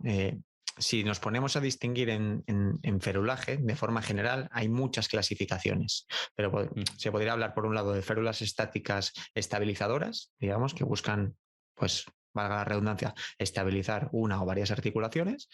Luego, por otro lado, férulas restrictivas, que esto en neuro no se ve tanto, ¿vale? Al final una restrictiva es que te permite limitar en una dirección y movilizar en otra. Véase una reparación tendinosa, por ejemplo, pues una férula dorsal que te permita cerrar aquí, pero te limite hacia la extensión, por ejemplo. Férulas dinámicas, que tiene una parte rígida y una parte móvil. Y luego, si acaso, férulas compresivas o elásticas. Pero luego hay muchísimo. Y lo bueno del ferulaje es que te puedes crear crear. Entendámonos, puedes hacer lo que te dé la gana. Quiero decir, también es un poco de creatividad. También tenemos el tema de férulas neumáticas que estuvimos hablando, el tema de NRX Strap, que yo es otra de las cosas que enseño mucho y que me parece una pasada a mí NRX Strap. Por ejemplo, el tema de la férula de rotadora o de supinación asistida con NRX Strap de mano es neopreno, digamos, lo llaman Ujú. correas de neopreno ellos, que lo hay de diferentes anchuras, de 30, de 50, de 80, de 110, de 300, porque incluso lo utilizan también para tema corsés. Ajá. Y entonces tú vas cortando en función de lo que quieras utilizar y vas como si fuese un Lego Ujú. montando diferentes partes. Lo utilizo mucho, por ejemplo, yo el tema del NRX Strap para férulas de estabilización de pulgar, más que, por ejemplo, utilizar un Orficast, que Orficast es termoplástico Sí. moldable a baja temperatura, un tipo de Mm. termoplástico, pues utilizo un NRX Strap que te va a limitar, o sea, te va a estabilizar, mejor dicho, pero también es más funcional y más fácil de poner, no te limita tanto el movimiento. Utilizo mucho de NRX Strap la férula de supinación asistida, muchísimo, para trabajar, no para llevarla puesta, evidentemente, es una Ujú. férula siempre para trabajar. Y Ujú. luego ahora nosotros hemos empezado a trabajar con Exkelet, que Eso te iba a preguntar, que eso viene, eso. siempre veo un montón de publicidad del chico, ¿no? Que creo que son estas férulas que tienen, que no están cubiertas, ¿no? Que tiene como agujeros, ¿no? Que están hechas en 3D, ¿no? Exacto. Y sobre todo para trauma, pues permite una higiene mejor, una movilización mejor, ¿no? Si no me equivoco. Sí. Eso es una maravilla, eso no es por nada, pero viene de mano, viene a intentar acabar con el yeso, si nos metemos en tema trauma, ¿vale? Intentar quitar de una vez por todas el yeso y colocar algo transpirable, estético incluso, poco peso, etcétera, etcétera. Que por cierto, estas férulas se hacen, aunque te parezca una locura, una de estabilización de muñeca, una típica de muñeca, se hace en 45 minutos porque no está impresa con hilo, sino que están impresas con resina. Y la de pulgar se hace en media hora, por ejemplo. Una típica de pulgar se hace en media hora. ¿Cómo compites todas a la con vez? eso? Es decir, aunque hagas 10, se van a hacer 10 en media hora, no es que se vaya a multiplicar el tiempo. Y luego para el tema de neuro también se puede, por ejemplo, lo que sería una QCAP dorsal, que es la típica para colocar aquí, se puede hacer con esto. El tema es el escaneado. Pero para el escaneado, por ejemplo, lo que utilizamos es lo que llaman lo que se llaman cazamuchachas o atrapar. Bueno, sí, cazamuchachas son estos sistemas de tracción que se utilizan en cirugía, que te colocan, no sé si me ve, que te colocan los dedos, digamos, para si tienen que operar, por ejemplo, una muñeca o lo que sea. Entonces, con un soporte podemos colocar todos los dedos del paciente y a partir de ahí, si tenemos un soporte en el codo o lo que sea, poder escanear alrededor. Y se puede hacer para la neuro. No para todas las manos, porque no todas las manos van a permitir una colocación perfecta para escanear, pero sí algunas sí, algunas sí. Y nada, es súper interesante el tema de esqueleto. Luego también está el tema de las férulas dinámicas tipo Saevo.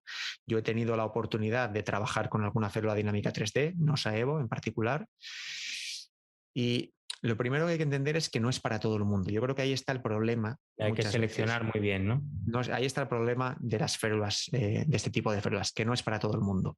Hay que saber bien a quién colocárselo, que tenga ya cierta capacidad de movilidad. O sea, personas que apenas mueven porque le coloques una férula que le abra la mano, es que no vas a hacer nada. Quiero decir, por ejemplo, la Saevo Glove no la he probado, me gustaría probarla, la verdad, creo que es muy interesante porque lleva electroestimulación, si no me equivoco, es esa, ¿verdad? Creo que sí. Es esa sí me gustaría utilizarla, pero bueno, entiendo que tampoco es para todo el mundo. Bueno, creo que Saevo Glove es la que tiene estos hilos que según la tensión que les das, pues te ayudan a la apertura, ¿no? Sí, creo que esta no va con electro, que le puedes meter porque Saevo tiene un electroestimulador muy sencillito de dos botones. Pues eso es un poco lo que he probado yo y lo que opino de las férulas en general. Intento siempre utilizar, por ejemplo, el tema de NRX Strap. A lo mejor es interesante hacer una férula QCAP dorsal, imagínate, una férula en termoplástico aquí y colocar en esta zona de aquí un velcro. Y con NRX Strap hacer diferentes tiras que hagan esa parte dinámica para favorecer la extensión de los dedos. Es un mundo súper amplio, la verdad. El tema del ferulaje es que muchas veces no hay un consenso en cuanto a cuánto utilizarlo, durante cuánto tiempo, cuántas horas. Y entonces es un poco también bajo la experiencia. Te pones a leer artículos y unos te dicen que, por ejemplo, la típica férula antiespástica, que la utilices 6 horas al día, otros 10, otros 2, descanses una y no hay un consenso. Entonces también es un poco la experiencia lo que te marca. Luego también yo le veo a lo que le he visto más utilidad es a que facilita la actividad, ¿no? Que hay férulas o materiales elásticos que lo pones y cambias el rendimiento en minutos, ¿no? Y en particular del pulgar a veces lo hemos utilizado y rompe ese círculo vicioso de intento mover, no puedo, no muevo más, ¿no? Entonces colocas una férula bien puesta, el paciente tiene algo de movimiento, no eso tiene que haber, no surge de la nada y empieza a practicar, le sale, pam, pam, pam, ¿no? Y entonces eso es tremendo y creo que es muy útil. Yo, por ejemplo, siguiendo ahí un poco en el tema del NRX Strap, por ejemplo, me estoy pensando un shaping que hice con una paciente, que era básicamente tan sencillo como coger corchos, de pasarlos de un lado a otro, simplemente le coloqué, tendía la típica tendencia, ¿vale? Le coloqué una cinta de NRX Strap aquí, luego otra más chiquitita, digamos que hice un ojal para que pasase y le coloqué aquí el pulgar y simplemente con esa tontería que es esto y uno que viene por aquí, ya le ayudaba a ir a hacer la pinza, y es que la mejoría fue espectacular. La idea es quitarlo, evidentemente, que sea la persona la que lo vaya haciendo de forma voluntaria, pero el tema del ferulaje es muy interesante. O sea, y saber cuándo utilizarlo, cómo utilizarlo y jugar con las tensiones también, muy importante. Yo estoy cada vez más convencido que en un servicio de rehabilitación, trauma y neuro, pero también en neuro tiene que haber una persona especialista en férulas. O sea, lo tengo clarísimo. Una persona de referencia que controle de estas cosas, que tenga razonamiento clínico, que tenga esa habilidad, esa creatividad para decirte, ¿sabes qué? Yo creo que te puede venir bien esta o este material, que yo creo que eso es fundamental, ¿no? Yo creo que hay pacientes que están ahí chocándose contra la pared porque no tienen esa pequeña ayuda que les puede ayudar muchísimo. Es que, y luego que el tema de, hay veces que da cosas, sobre todo al empezar, porque hacer férulas, porque es un material caro, porque es complicado. Y hay que decir que en el mundo de la neuro, para mí la férula más complicada de hacer que hay es una férula antiespástica. O sea, es que siempre lo digo, no tengo dudas, porque de mano tienen que estar dos personas. Y un mínimo, digamos, que contraiga al paciente, que se le vayan un poquito, es material que has tirado, básicamente. Entonces, sí que es verdad que hay que ser, no es por meter en presión, pero sí hay que ser fino, digamos, hay que saber hacerlas porque es una férula bastante complicada de hacer. Igual que una de pulgar es una tontería, una antiespástica, a mí es la férula más complicada de hacer, sin duda. Claro, yo eso lo veo mucho a nivel de miembro inferior, con muchos pacientes nos vienen con un rancho a veces enorme, que no es necesario. Y claro, nosotros ya tenemos experiencia con hacer férulas más a medida, ¿no? Que tengan materiales, bueno, como el FOAM, ¿no? Que tenga bien cubierto todas las zonas de presión, que tenga la parte que faciliten bien la pronación normalmente, ¿no? Para los pies, y es que luego te cambia mucho, ¿no? Imagino que todavía para miembro superior más difícil. Hay un entrecruzamiento interesante que son los traumatismos craneoencefálicos, que a veces tienen politraumatismos, ¿no? Y a veces hay pacientes que te hacen deformidades, que te hacen tal, y claro, hay asociado daño neurológico, ¿no? Entonces, a veces, en función de cómo también ayudes con una férula o con un material determinado, pues puede ser muy, muy útil. Sí, completamente. Analizar al final, ver cómo se mueve el paciente, qué es lo que necesita y a partir de ahí pues diseñar la férula de tal manera que le ayude en esa deficiencia articular o motora que tiene y ya está, básicamente. Analizar un poquito qué es lo que necesita, no hacer una férula, no tanto seguir un patrón típico de férulas que siempre al principio queremos, ¿cómo es el patrón de esta férula? Es típico, es normal, al principio lo necesitamos también. Necesitamos entender eso, pero luego es también esa visión 3D, digamos, y a la hora de diseñar la férula ver qué necesita. Ok. Y ya por último, como una especie de duda que tengo sobre las férulas neumáticas, es que en principio aumenta la propiocepción, pero alguna vez que he hablado sobre ello, que otra persona pues me ha comentado, oye, ¿qué tal lo de las férulas y tal? Daba la sensación como que es lo contrario, como que inhibe la propiocepción, porque claro, como estás aislando la articulación a través del aire y no hay una sensibilidad completa de lo que es el brazo, pues no sería tal el efecto, pero por lo que te llevo escuchando no es así, ¿no? Sino que lo puedes ir regulando y que no influye tanto en la propiocepción como ser una ayuda de soporte de peso, ¿no? ¿Cuál es esa relación con la propiocepción? La idea sobre todo es cuando a la hora de insuflar la férula, insuflarla de tal manera que el paciente está haciendo un trabajo. O sea, quiero decir, no insuflarla, digamos, a tope, por decirlo de alguna forma, y que el paciente apenas esté haciendo un trabajo en cuanto, por ejemplo, en la carga de peso, sino insuflarlo en ese punto en el que el paciente tenga que estar haciendo un trabajo activo. Que no sea pasivo, sino al final sería muy sencillo colocarle la férula neumática, hacer una carga de peso y que el paciente esté ahí apoyado por ciencia infusa, digamos, sino que el paciente esté trabajando. Entonces yo creo que ahí está, a lo mejor está ahí un poco el punto. Yo particularmente cuando las he utilizado he tenido buenos resultados, no con todos, pero sí habitualmente. Y luego también lo que se utiliza es el tema de la presión neumática intermitente, pero bueno, yo no lo utilizo tanto, que también mejora ahí un poquito a nivel sensitivo, pero bueno, es más difícil de utilizar ya, necesitas una máquina de presoterapia, etcétera, y bueno, es más lioso y no sé si tiene tanto beneficio como para hacerlo. ahora que pienso, yo creo que el tema de la propiocepción viene sobre todo porque no puedes controlar que el codo, por ejemplo, no esté bloqueado, ¿no? Que esté como en Claro. semiflexión, donde estás ahí en cocontracción, porque si está bloqueado no hay cocontracción muscular, ¿no? Entonces, ¿se puede controlar ese bloqueo o a través del aire, ¿no? De modular eso, porque no puedes meter la mano ahí dentro para evitar ese bloqueo. Claro, al final yo lo noto un poco, la insuflo de tal manera, sí, o sea, podemos intentar colocarla de tal manera que digamos que el plástico quede pegado también al codo. Entonces tú, digamos, a la hora Ajá. de también sentir un poquitín más el brazo. Y luego también estar en ese punto, al final la célula dobla. O sea, si colapsa el codo, va a doblar. No es que la férula Ah, no es vale. una férula estática como que se queda rígida. O sea, Ok. colapsa. Si no tiene fuerza, se va a ir. Entonces, es encontrar ese punto en el cual lo notas también. No es muy, digamos, científico, pero lo notas en el sentido de cuando está trabajando. Cuando está en ese punto que se está como balanceando, pero está aguantando el paciente, pues es ese el punto en el que considero que hay que trabajar. Ujú. Ok, pues duda resuelta. Ya la verdad que no las he probado todavía y ya tengo curiosidad porque a veces sí que hay pacientes muy afectados del miembro superior que no tienen estas reacciones de apoyo casi primitivas, ¿no? Que parece que, o sea, no hay paciente que no tenga algo de activación, ¿no?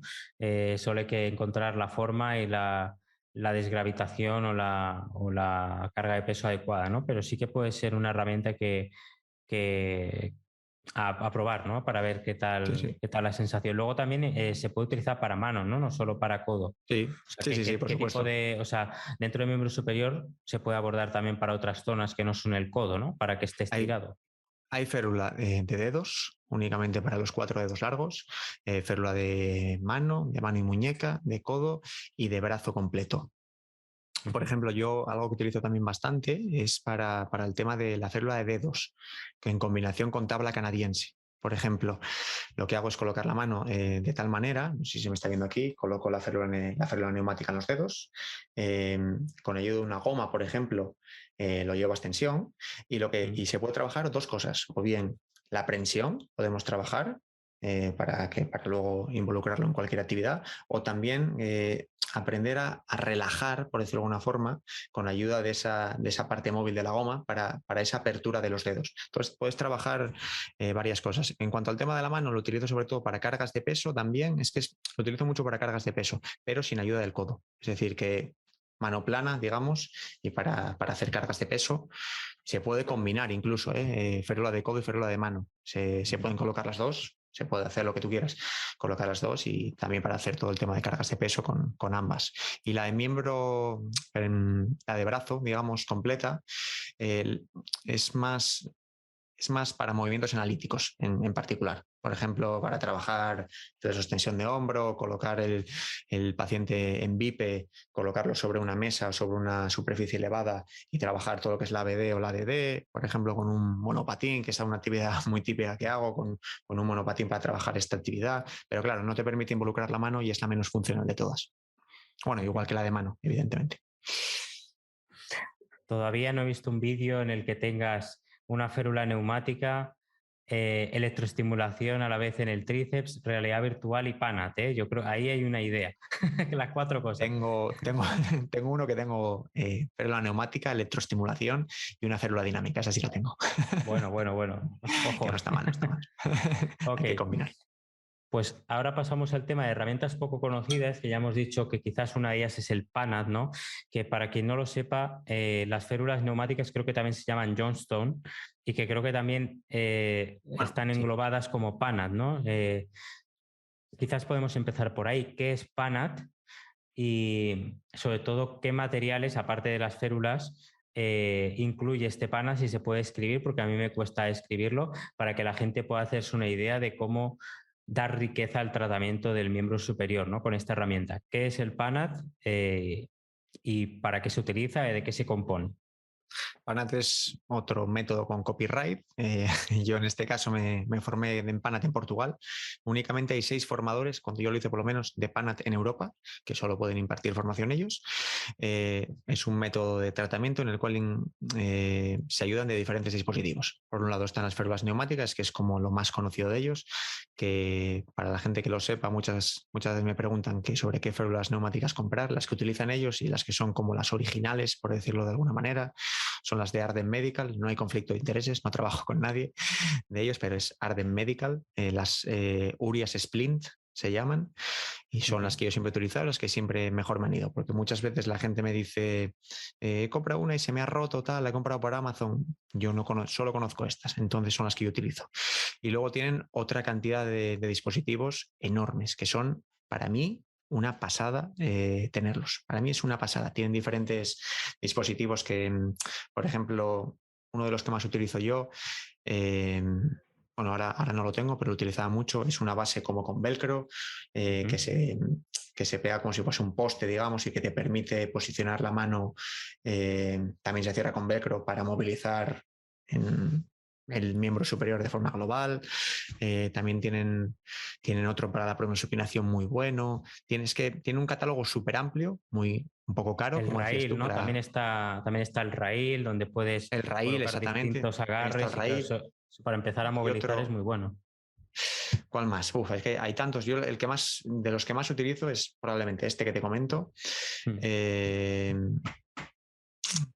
que hay muchísimos, y el de pronosupinación también mucho, y es que hay muchísimos, está formado por diferentes palos de diferentes tamaños, con diferentes superficies donde ir a apoyarlo, que van encajando todas unas con otras.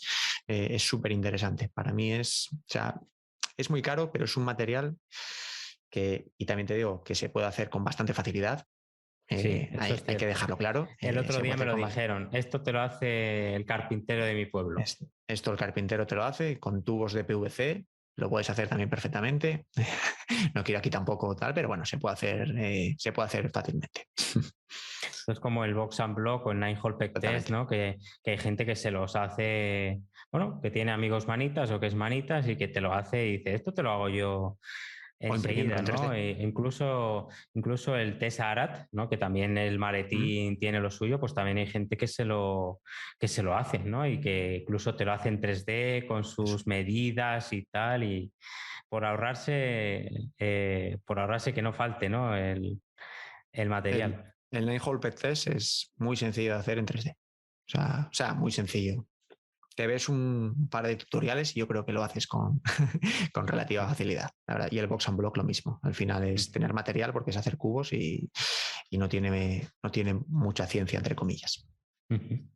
Y luego, ¿qué otros materiales crees que no se conocen tanto? Ya sea que hayas mencionado ya o que no hayamos mencionado. ¿Qué te parece que no se ve mucho todavía respecto a terapia de mano, miembro superior, en neuro, en trauma, para que quizás gente se tome idea y vea qué materiales puede tener?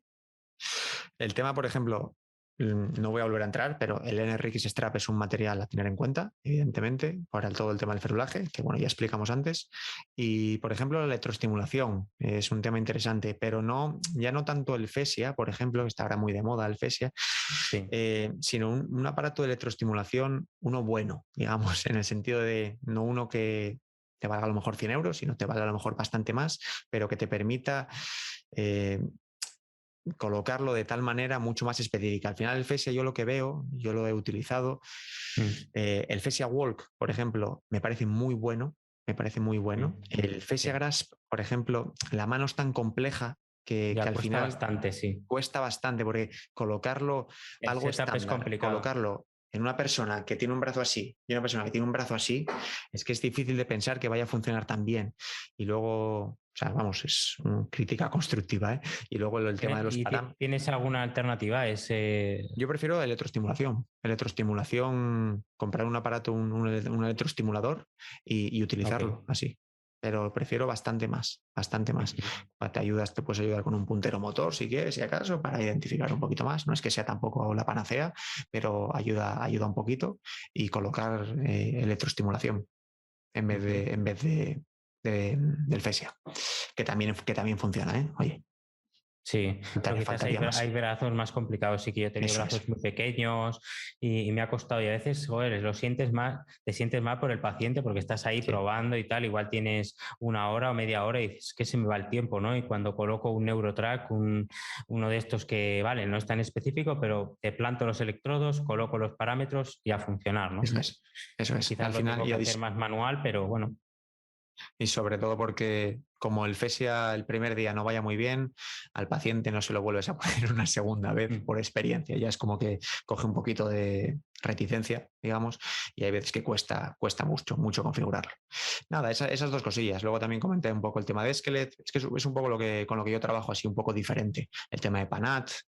Eh, es un poco, la verdad, es un poco. Y bueno, yo siempre abogo por tener multiestaciones, todo lo que se Sí. pueda para hacer. Yo siempre digo que si pudiese tener un gimnasio, tendría un gimnasio, eh, entrenamiento de fuerza a tope y eso es un poco como yo veo la rehabilitación, un poquito, o las cosas que a mí me gusta, que me gusta tener. Muy bien, pues ya estamos terminando. Sí que me gustaría, ya que es la primera vez que creo que tengo a un terapeuta ocupacional, si no me equivoco, que me perdone la persona susodicha, si no, pero creo que eres el primer terapeuta ocupacional. Te quería preguntar un poco por cómo es tu trabajo diario, ¿no? Ahora en Hand Center Asturias tienes más compañeros, por lo que tengo entendido, abordáis también temas de trauma. Cuéntame un poco cómo es tu trabajo diario, cómo valoráis, cómo hacéis el tratamiento, cómo lo pensáis, si tenéis tiempo para hacer pues, tratamientos intensivos, si es más convencional en el sentido de menos tiempo. ¿Cómo es la organización de tu trabajo a día de hoy? Para que quizás alguien que quiera interesarse por la terapia ocupacional en neuro y trauma pues pueda conocer un ejemplo. Bueno, ahora mismo soy yo y otro compañero los que formamos parte de Hand Center. Básicamente estoy cogiendo ahora mucho trauma, es decir, mucho trauma, lo que más. Trabajo con tabla básico, con tabla canadiense, más luego todo lo que sería más la parte de ejercicio funcional. Hemos abierto hace poco, realmente, hace unos pocos meses. De hecho, estamos todavía adaptándonos, como quien dice. Terapias intensivas como tal no hemos tenido porque llevamos muy poquito tiempo. Entonces, como te comento, sobre todo, estoy ahora bastante metido en el tema trauma. No es que esté dejando la neuro, pero sí que estoy más metido en el tema trauma. Y es ese trabajo que he estado comentando antes de tabla canadiense, muy de la escuela francesa, que viene de ahí bastante todo el tema de la mecanoterapia. Y nada, es un poco, sobre todo fracturas, etcétera. Estoy más ahora mismo estoy más metido en ese campo un poquito.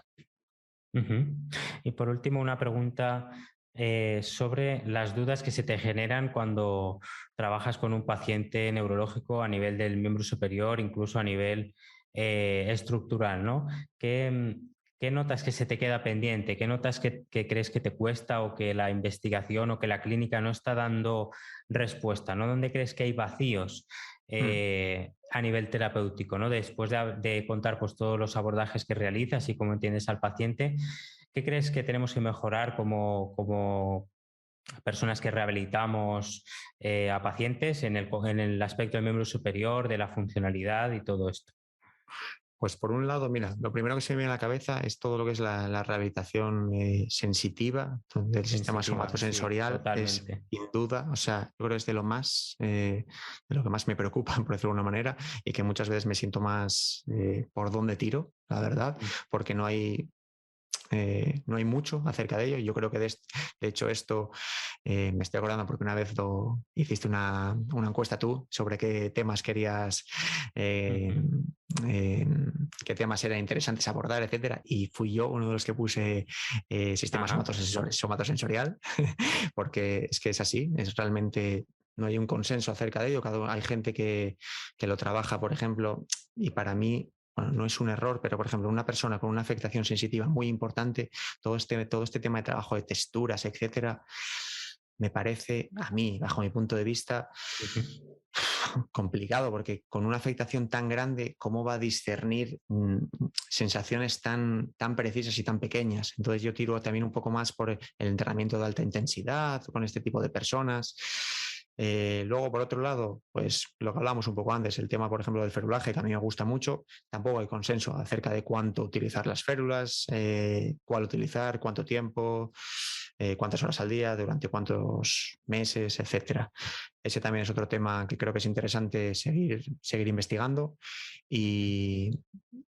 Y bueno, eso, sobre esos dos temas yo creo que son de los que más me llama la atención. Sobre todo el primero, de hecho. El primero creo que falta mucho trabajo por hacer. Mucho trabajo por hacer. Ahora me estoy acordando de la realidad virtual, ¿no? Y cómo tengo un compañero que está ahora en fase de validación de una aplicación para Oculus, ¿no? Que se llama Kinesics, ¿no? Y que, claro, va con el hand tracking, ¿no? Para hacer alcances y todo este tema con la mano. Y claro, también hay una barrera ahí, ¿no? Con el tema de la detección de los movimientos de la mano, tanto para valorar como para tratar. Y claro, esto podría tener su enriquecimiento a nivel de trauma para generar una facilitación al movimiento en personas que quizás tengan mucho miedo, que empiecen a explorar movimientos, coordinación, y luego en pacientes neuro, pues todos hemos visto esos pacientes que tienen un alcance muy limitado y que de repente le ponen las gafas y están tan motivados y empiezan a hacer alcances y empiezan a hacer ahí movimientos que también es tremendo, ¿no? Entonces, a mí, si pudiera aportar algo también es ese afinado y esa profesionalización, porque sí que hay muchos juegos comerciales, pero no tanto rehabilitadores y específicos basados en aprendizaje motor que aborden la mano desde ese punto de vista. Sí, está esta aplicación, igual lo digo mal, Hand Lab, si no me equivoco. Es algo así, es una que yo veo mucho por el tema de LinkedIn, que están todo el rato intentando, que va con hand tracking también, sin dispositivos, y me parece una pasada, porque incluso mete AVD, o sea, mete mucho, por ejemplo, coger un vaso y echar un vaso de agua, o cortar diferentes alimentos, etcétera, y me parece una herramienta súper interesante. También, por ejemplo, antes que me preguntabas sobre diferentes dispositivos, el K-Invent también he utilizado bastante en neurofunción y es una herramienta que me gusta mucho para valorar mucho, me gusta. El tema del dinamómetro que tienen, el dinamómetro me parece... Sí, las plataformas. Las plataformas, eso. Y las plataformas también. A mí al final me gustan muchísimo todos los dispositivos que den mucho feedback al paciente. O sea, creo que en neuro es fundamental. O sea, es verdad que muchas veces los juegos o las cosas son demasiado infantiles, muy habitualmente. Otra asignatura pendiente, sí. Es otra asignatura pendiente, claramente, en todo el tema de la robótica, por ejemplo. Pero eso, todo lo que dé feedback, el tema de las luces, por ejemplo, que yo utilizo muchísimo también, todo este tema, lo que es, no me sale el nombre, pero bueno, las luces tiene un nombre. Sí, BlazeSpot es una de las los BlazeSpots, exactamente, sí, que ya no nos sirven a todos, en neuropsicología las utilizan muchísimo con todos los profesionales que yo he trabajado, terapeutas, fisios, todos, también es otra herramienta súper interesante. Nada, eso por ahondar un poquito más ahí. Muy bien, Diego, pues ha sido un placer escucharte. No sé si se te queda alguna cosa en el tintero que quisieras decir o reivindicar o aclarar. Por mi parte, aquí estaría. Ha sido un auténtico placer. Primer terapeuta ocupacional de Hemisferix entrevistado. Yo creo que es muy bueno que seas tú, que creo que eres una persona que aporta muchísimo, que quizás no lo comentan, aunque hay gente que lo comenta, oye, me ha servido, pero yo creo que hay mucha gente en la sombra que ve tus ejercicios y le enriquece muchísimo, ¿eh? Y ahí está también esa labor que haces fuera del trabajo y que tiene su esfuerzo, tiene su exposición también, que no es nada sencillo y nada, yo te doy muchísimas gracias por tu aportación, por tu profesionalidad y por querer venir aquí a Hemisferix. Pues nada, yo no se me quedó así nada en el tintero que se me ocurra. Darte las gracias de nuevo. Encima es un honor ser el primer terapeuta ocupacional que pasa por aquí. Aquí tienes un seguidor que yo creo que ya lo sabías de antes. Así que muchísimas gracias por la invitación, por haber pasado este rato y nada, un placer enorme, de verdad. Muy bien, pues a los seguidores, a los que estáis escuchando, como siempre, Diego me pasará una serie de referencias por tanto de materiales, quizás que estáis ahí intentando descifrar por los nombres o lo que sea, alguna referencia quizás de algún artículo, algún material escrito que pueda ser interesante para informarse más, alguna página. Y así que podáis ampliar un poquito la información. También os dejaré sus redes sociales para que podáis ver también ejemplos de lo que ha comentado verbalmente, ¿no? Que a veces no es fácil describir algunos ejercicios o algunas ideas que claramente son para verlas, ¿no? Más que para escucharlas. Y nada, os vuelvo como siempre en estas entrevistas, os comento que podéis haceros mecenas de Patreon. Esta entrevista tiene su parte en vídeo que podrán ver los mecenas para quien quiera, como digo siempre, vernos las caras, seamos guapos o no, pero igualmente vernos las caras, vemos nuestros gestos y nada, muchas gracias por seguir Hemispherics, aquí seguimos. Se vienen entrevistas también muy interesantes con gente interesante, gente investigadora, gente más clínica, ambas cosas. Y nada, muchas gracias y nos vemos la semana que viene.